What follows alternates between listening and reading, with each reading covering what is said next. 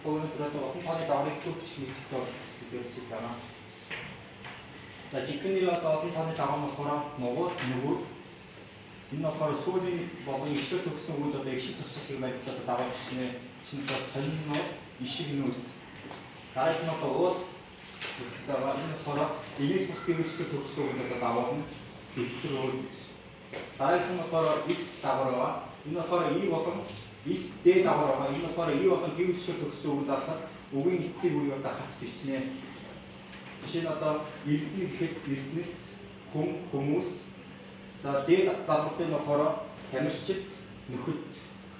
Дараагийнх нь наад залгуур нь хүний олонхтой одоо нэг үг дагуулсан бичнэ. Жишээ нь одоо бичнээр дарганаар. За шууд дагуулыг болохоор ишөө төгсөн үе шууд биеэрчил төгсөн үед залхад үгийн эцсийн үсгийг одоо хас бичнэ.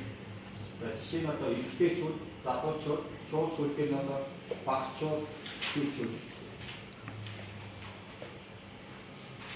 Одоо бүгдээрээ холбох даавар байгаа.